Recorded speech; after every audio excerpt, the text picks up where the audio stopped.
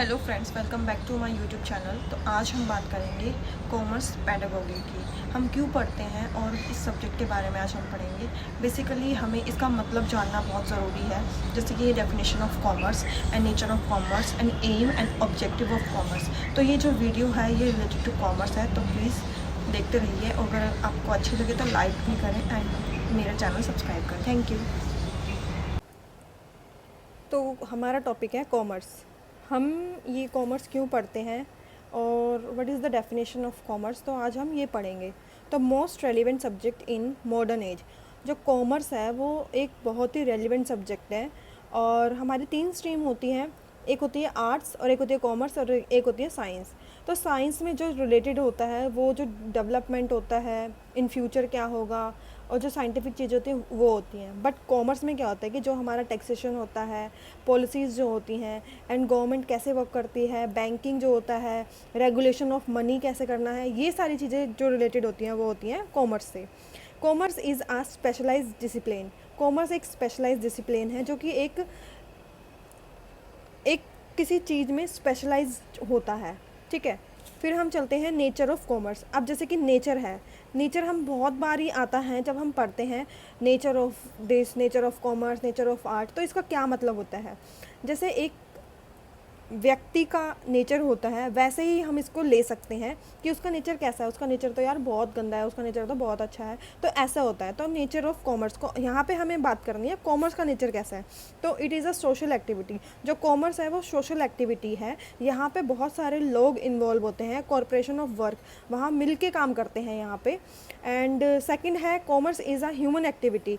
Human activity होती है जहाँ पे ह्यूमंस इन्वॉल्व होते हैं और उनका मोटिव क्या होता है कि वेल्थ अर्न करना, पैसे कमाना। भाई पैसा नहीं होगा तो कैसे काम चलेगा, तो पैसा कमाना उनका मोटिव होता है।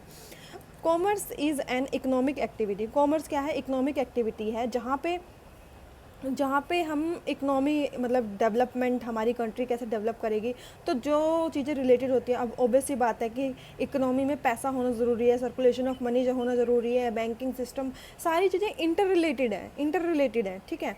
तो ये है इसका नेचर। फिर आता है commerce is a indispensable activity of society.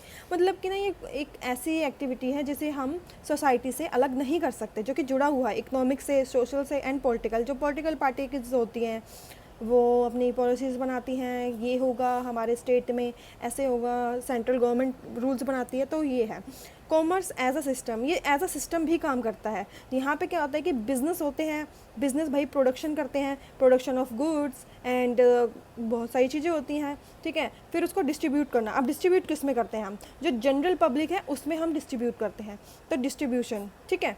फिर आ जाते हैं हमारा AIIMS and objective of teaching commerce at school level. School level पे हमारे क्या एम हैं और ऑब्जेक्टिव हैं कॉमर्स को पढ़ाने के। जब हम 12th में थे तो हमने कॉमर्स पढ़ी थी, तो हमने उससे क्या सीखा, वही हमें स्टूडेंट्स को पढ़ाना है। तो एम्स, पहला एम क्या है, कॉमन सेंस। अब ऑब्वियसली बात है कि कॉमन सेंस डेवलप करना बच्चे में बहुत इंपॉर्टेंट है। तो ये कैसे डेवलप होता है, जब हम उसे बताते हैं कि ये चीज़ें कहाँ यूज़ होती हैं, क्या इंपॉर्टेंस है, ये सब।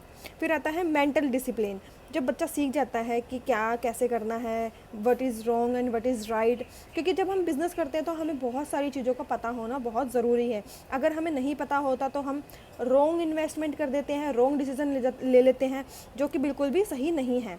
फिर आता है हमारा प्रिपरेशन ऑफ इफ़ेक्टिव ट्रेडर्स। जितने भी ट्रेडर्स होते हैं, trader means buying and selling of goods and services. तो ट्रेड करना जो होता है उसको बोलते हैं ट्रेड करना इन द कंट्री और बिटवीन डिफरेंट कंट्रीज़ और all around the world. Promotion of national and international understanding. जो भी हमारी नेशनल एंड इंटरनेशनल अंडरस्टैंडिंग है, जो भी रूल्स होते हैं, हमें पता होना चाहिए कि बाहर क्या क्या रूल्स हैं, तो हमें वो फॉलो करके अपना बिज़नेस को आगे बढ़ाना चाहिए।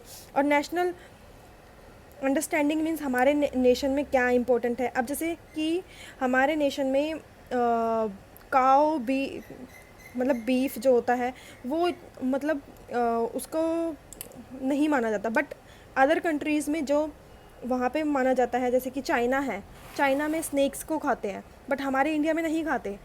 तो वो चीज़ें, ठीक है। फिर आता है हमारा ऑब्जेक्टिव। अब इसका उद्देश्य क्या है, रिलेटेड टू स्किल, हमारी स्किल्स डेवलप होती हैं, ठीक है। जितनी भी स्किल्स हैं कि कैसे हमें इफ़ेक्टिवली किसी भी बिज़नेस को सेलेक्ट करना है, क्या करना है, कैसे करना है। फिर आता है रिलेटेड टू एप्लीकेशन, कि अप्लाई कैसे करना है, हमें उसके रूल्स एंड रेगुलेशंस पता होना चाहिए, कहाँ से हमें रॉ मटेरियल ख़रीदना है, कहाँ हमें बिज़नेस सेटअप करना है, वो सारे जो एप्लीकेशंस हैं वो हमें पता होना चाहिए। फिर आता है related to knowledge and understanding.